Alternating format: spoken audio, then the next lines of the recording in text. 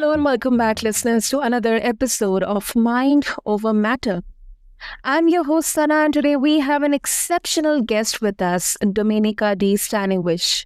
Now, listeners, Dominika is a certified brain coach and elite neuroencoding specialist who has transformed her life through resilience and personal evolution. From navigating profound personal challenges to becoming a beacon of hope and transformation, Dominika's journey is a testament to the power of brain health in achieving mental well-being. So with that, let's quickly get started with our conversation for today. So Dominika, welcome to today's show, and it's an honor to have you here with us. Thank you, Sana, and it's an absolute pleasure to be your guest. And hello to all the listeners. Great. So Dominika, your journey looks, it's very inspiring. So can you share with us how you first became interested in brain health and its connection to mental health? Well, absolutely. The story is actually very personal because I'm an epileptic. And for most of my life, I have been taking medication for epilepsy, and I still am, just granted. But I had seizures despite taking the medication. They've tried almost everything when it comes to medicine, and most things did not work. Well, the truth was that my brain health was malfunctioning. And then one day, about 6 years ago, I ran into Dr. Daniel Amen, who's a double board certified neuropsychiatrist, and Dr. Joseph McClendon III, who is a neuropsychologist. And they created a program, A Brain Revolution, which was extensive training that was combining mental health and brain health, showing how different parts of your brain are responsible for your behaviors.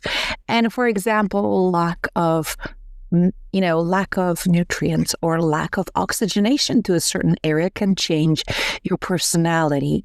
And there's a beautiful story to that with a little boy who was just playing on a playground, and then he fell and hit his left temporal lobe. And nobody thought much of it because he got up and started running around. I mean, he was a little bit woozy, so, they laid him down. But later on, like a little kid, he started running around. And about half a year later, the boy started exhibiting aggressive behavior, hitting kids in classroom, getting angry, kicking other kids, which was very out of character for that child. And when they scanned his brain, it turned out that he had an impact. His brain was impacted in the left temporal lobe, and exercises and specific protocols just to heal that part of the brain, because our brain can heal, allowed the kid to go back to normal and stop having the aggressive impulses that he could not control. And for me, being epileptic, when I started taking care of my brain, the areas and the food and the walking and the meditation and the stress reduction and everything, I've applied everything that I've learned on me. It's been now, 7 years with no seizures. My EEG is normal. For those who know what that is, it's a way of measuring your brain waves, which I never had a normal EEG. And instead of taking antidepressants, which are always prescribed with medication for seizures, I'm taking a supplement that is made mainly out of saffron, but is a therapeutic grade. So I have literally changed my life, and I'm a walking example that brain health is literally connected to quality of your life.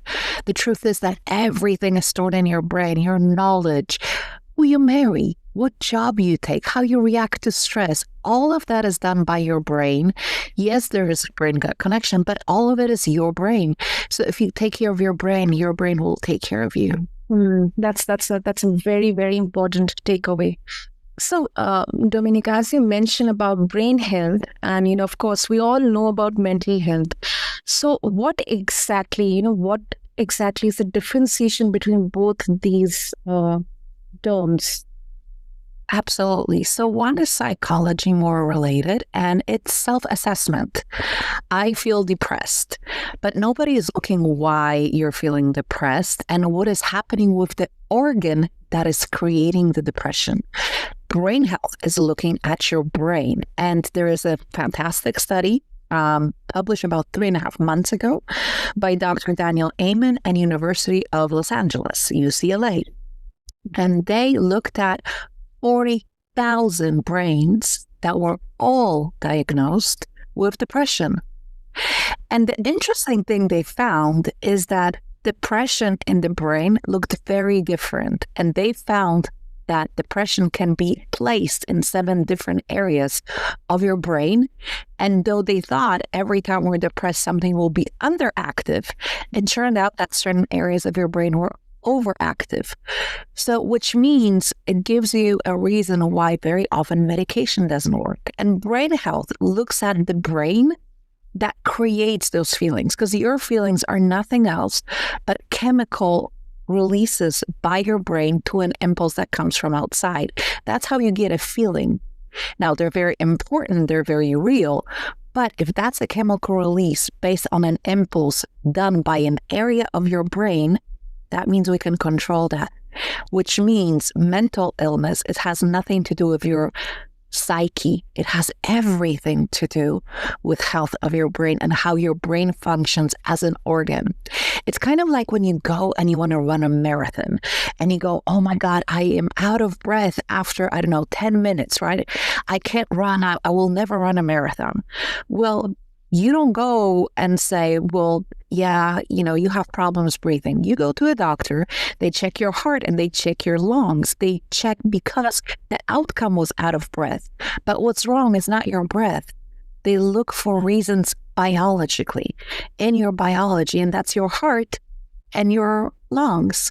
And guess what? And then you get those treated and then you can breathe better. So the same with depression. Depression is an outcome of what your brain is doing. So now we look at your brain and we work with your brain. So your brain gets better so it doesn't produce those feelings of feeling depressed, anxious, nervous, overwhelmed, self-doubt, self-loathing. And yes, psychology is very important because it gives us a lot of tools. Yet, psychology itself, we now know with neuroscience, that is just the beginning. It's just the top surface. There's way more that can be done and way quicker with neuroscience. Sounds interesting, Dominika. Great. Okay. So, you have a unique approach that blends scientific knowledge with emotional support. So how do you actually integrate these elements into your coaching practice? And also, if you can give an example of how this integration works. Absolutely. So first of all, because we are connected, right? Our body, our brain, our stomach, everything is connected together. First thing we look at in brain coaching is your blood work. Because in your blood, we can see if you're producing enough of something called a neurotransmitter. It's a building block for your brain. For your brain to be able to rewire, so change the way it functions, it needs those building blocks. So that's the first thing we do. Second, we understand that your psychology can be hacked with your biology. Meaning, let's say you're having a panic attack. And naturally what you want to do, you usually want to run away and hide. Well, we have found in neuroscience that the way to break a panic attack, besides talking to a specialist, and very often you're not walking with a specialist on your arm, usually. If you're lucky, you're married to a psychiatrist or a psychologist. But if you're not, usually you don't have them at hand, unless you're working with me and you can pick up the phone and call. But overall, what you can do is always carry with you lemons. So what happens is you deliver a stronger signal through biology, through your mouth to your brain that something is happening, and the brain takes away the attention from the panic and anxiety attack down to your mouth, goes, what's happening? What is that taste and what is going on? So it breaks the concentration on the feeling. With that, we're able to prevent the panic attack or the anxiety attack from spiraling out. And that doesn't require medication. It very often requires just a wedge of a lemon that you bite on. That's one thing. Another thing is that when we ask questions, all of those questions have a response in your body. So very often when you're stressed, some people get a tight stomach, some people get problems breathing, some people cannot speak. We do look at all of that because guess what? That is a physical, biological response to whatever your brain is doing. And each part of your brain is responsible for different areas of your body. So then we can approach that and make sure to dissolve that stress. Also, science have found in neuroscience that as we all as humans always knew, but we wanted to be smarter than nature. And don't get me wrong, medicine is very important and it's saving lives. So I'm not against medicine, and I very often refer people to regular doctors. But it is also true that in Norway, Europe, and some other places around the world, based on studies, they have found that walking in green areas, doing breathing exercises over half a year is much more successful than taking Prozac or antidepressants. And there are plenty of studies in PubMed and other areas which will show that this is more effective in most cases of depression than taking medication. Now, the challenge is that we want a quick fix.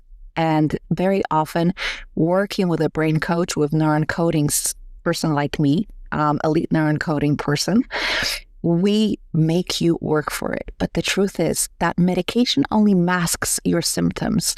And what you do working with a person like this, you change your brain permanently. So it never goes back to where it was. And yes, you will always have that in the back of your mind, what was in the past. But the truth is, you are able to really, really change your life for good and create new habits, new behaviors. And knowing neuroscience, we can adapt your lifestyle and certain reactions and behaviors to what you're looking for.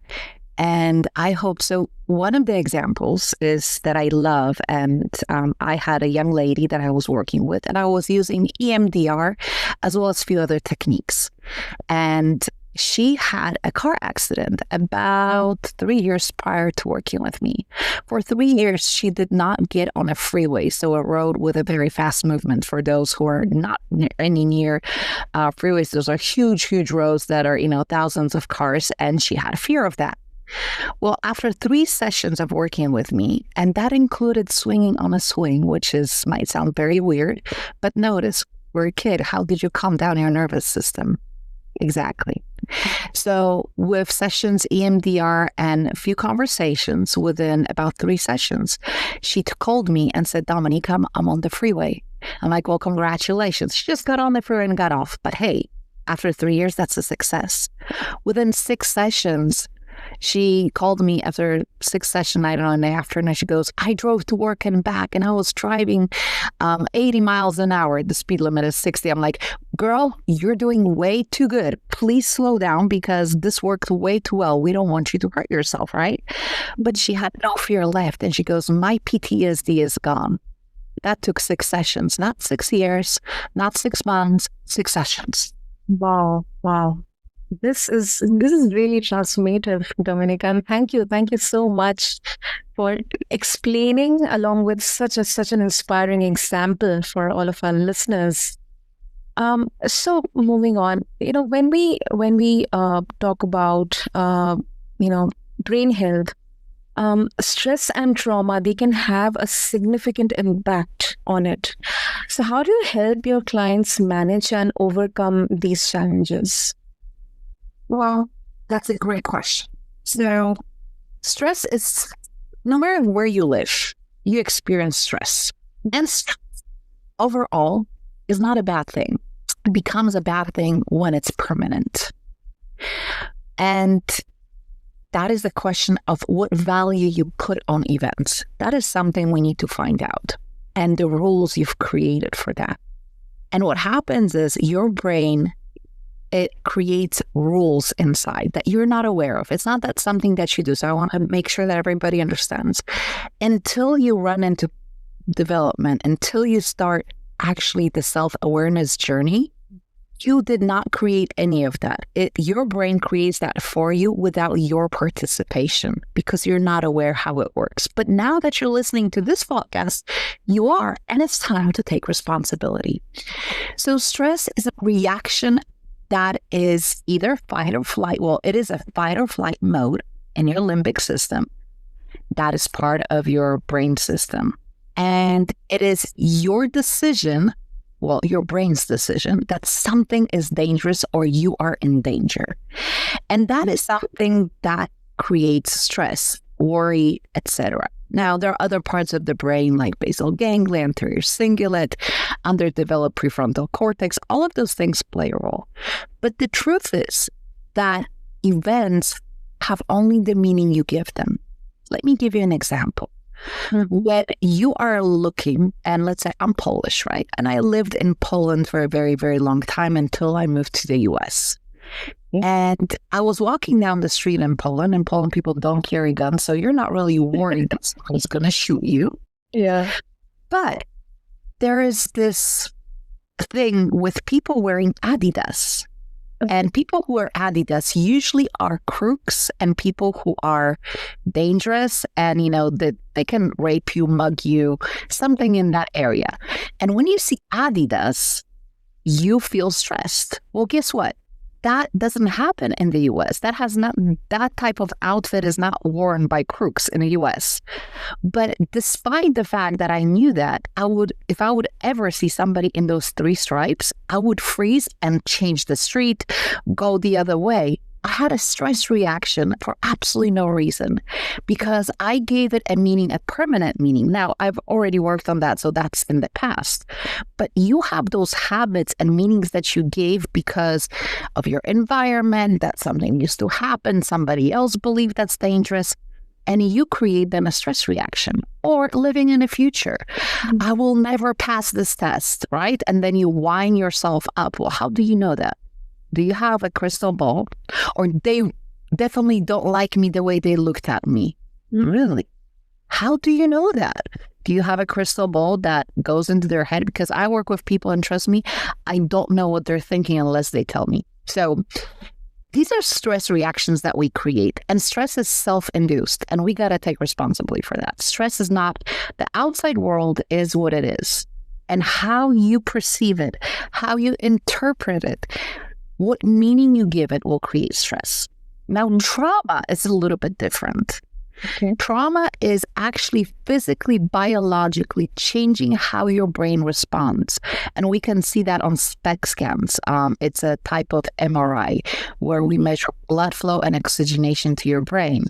And people with trauma, true trauma, not perceived trauma, have literally differently working brains. And it takes a little bit more of physical therapy, a little bit more of rewiring, a little bit more of supplements. And trauma is a very deeply rooted response. Stress, prolonged stress, can lead to trauma, but doesn't have to.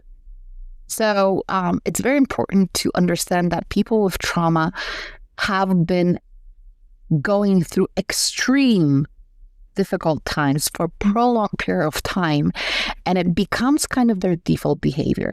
One of the best things we know for trauma right now, and I'm a huge fan of this technique, is EMDR, which helps to connect and memories and feelings and dissolve feelings connected to memories through rapid eye movement technique.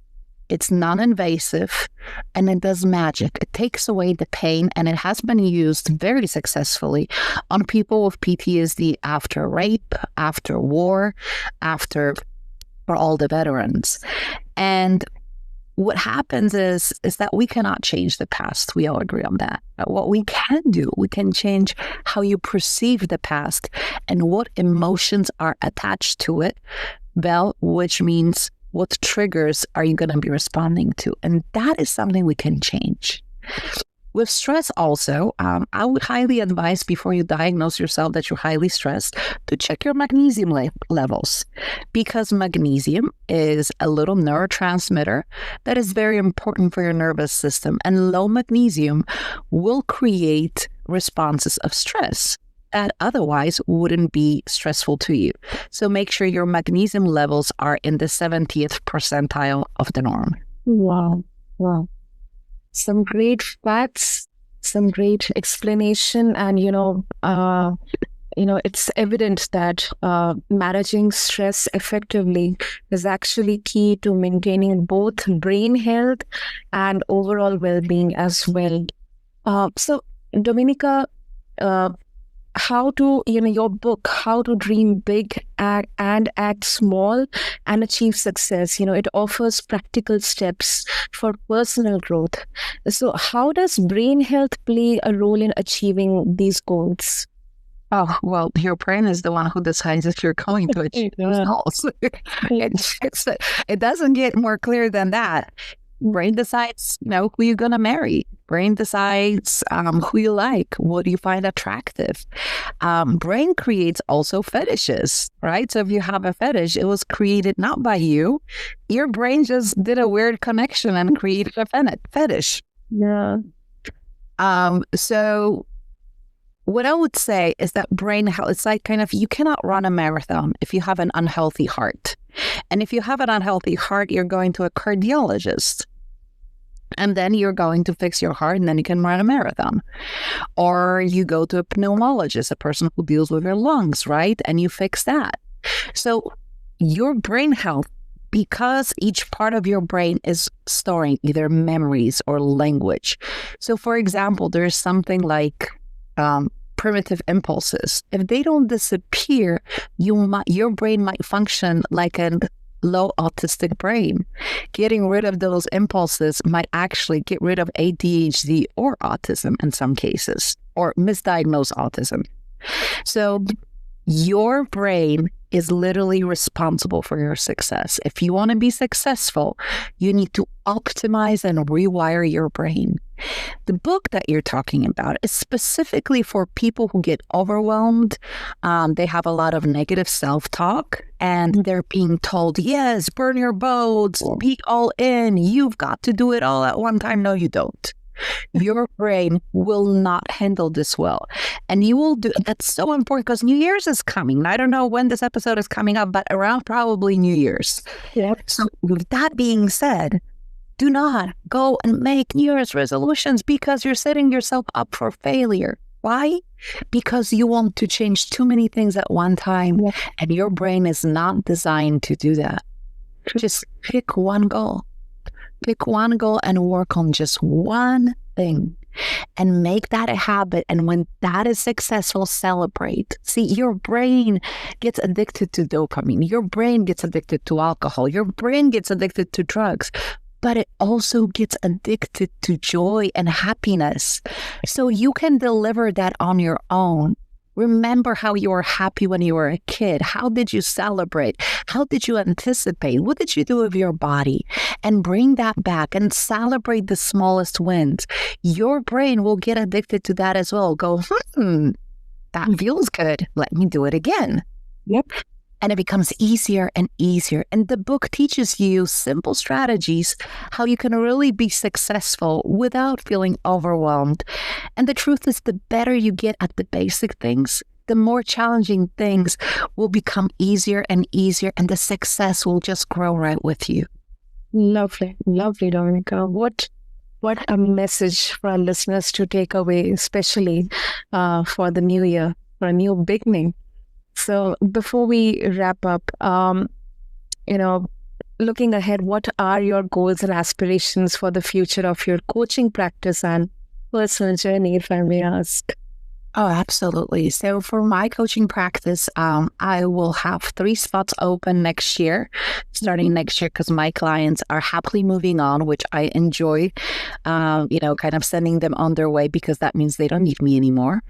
And my neuroscience-based corporate trainings are really nicely developing. So I'm hoping to develop that even more and teach more coaches and trainers in what I do and how I do it, so they can also bring neuroscience into companies, where companies can actually help people optimize their brains, which means they'll be more creative, more resilient, more ambitious, and they will have to pay them more, most likely, because gratification will be in the challenges, and they will communicate better, and the HR will have less work. And it's all based on neuroscience. Very different approach. So I'm excited about that as well. And for my personal life, well, I am enjoying my life the way it is, and I'm just going to keep, meeting all my goals and little targets that I have. Excited to travel more and try new engaging things. Maybe I'll take a trip to Fiji. I don't know yet. That we'll see. Beautiful, beautiful. That is so positive to hear, Dominika. And thank you so much, first of all, for sharing your incredible journey and the practical insights supported with some inspiring, empowering examples, with all of us today. And definitely, you have reminded us about the importance of brain health in achieving mental well-being. And I believe, holistic wellness. So thank you so much, Dominika. And if our listeners, they wish to connect with you and explore more about your coaching services and check out your book as well, how they can do that. Well, I would love to invite you all to follow me on Instagram, Your Brain Coach D, or Facebook, Your Brain Coach D. You can also find my website, which is yourbraincoachd.com, and you can find there all my services for corporate clients and for individuals. And of course, book is on Amazon. So just put in The Magic of Dreaming Big, Acting Small, and Achieving Success. Great. We'll have all the details in the show notes mentioned for our listeners. And to all of you, I hope you found this conversation as enlightening and inspiring as I did. And I would like to say that taking care of your brain is key to maintaining your mental health. So take a moment today to reflect on how you can incorporate these insights into your daily life. Until next time, stay healthy and be well. Thank you. Thank you so much.